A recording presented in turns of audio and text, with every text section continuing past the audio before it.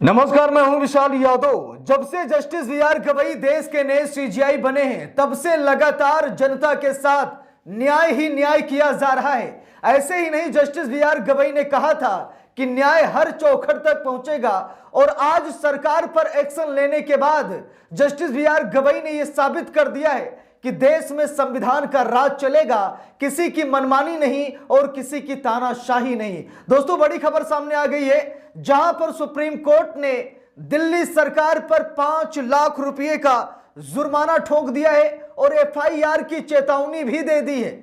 दोस्तों, ये लंबे समय से आरोप लगते हैं कि जिसकी सरकार है उसी की तो अदालत है। लंबे समय से कहा जा रहा है कि जिसकी सरकार है उसी का तो अखबार है। लंबे समय से गंभीर आरोप लगते आ रहे हैं कि जो केंद्र में बैठा है वही देश चला रहा है। लेकिन आज संविधान की ताकत ने, आज देश की न्यायपालिका ने यह साबित कर दिया है कि संविधान से बड़ा कुछ भी नहीं।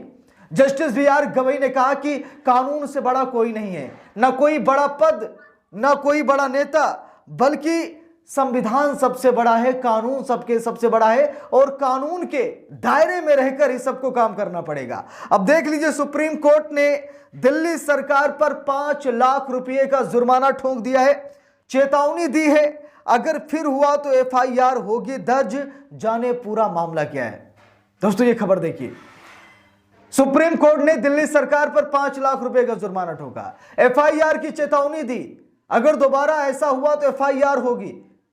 सुप्रीम कोर्ट के इस फैसले को लाखों सलाम। आज जनता गदगद हो गई है, आज जनता खुशी से झूम रही है कि आजकल की अदालतें ये नहीं देखती हैं कि कटघरे में कौन खड़ा है।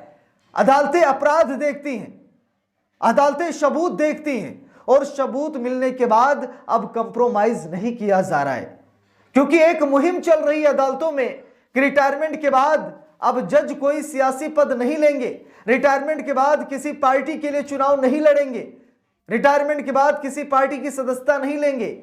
यह आवाज हर जज के दिल में गूंज रही है।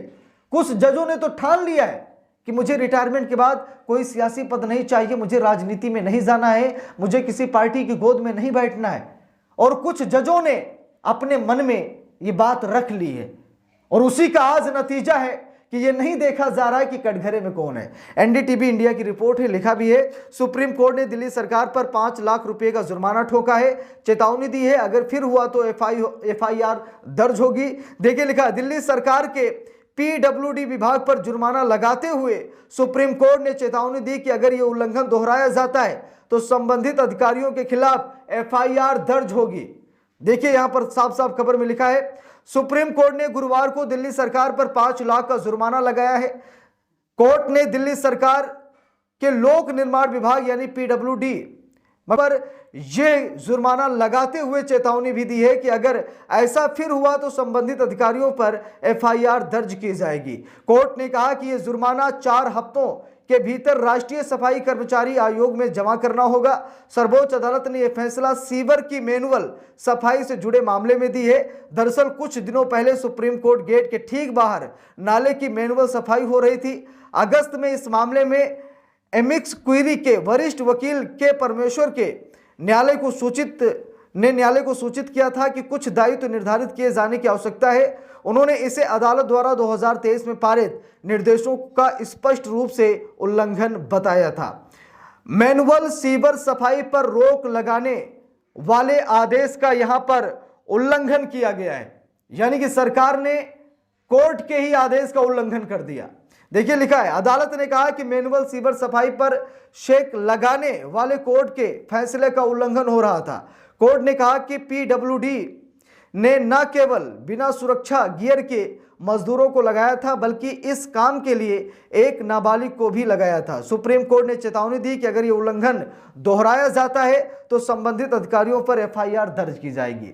बात है दोस्तों कि मैनुअल सीवर सफाई चल रही थी, कोर्ट का आदेश था, रोक लगाया था कोर्ट ने, लेकिन उसके बाद भी दिल्ली सरकार ने कोर्ट के फैसले का उल्लंघन किया और नाबालिग बच्चों से काम कराया।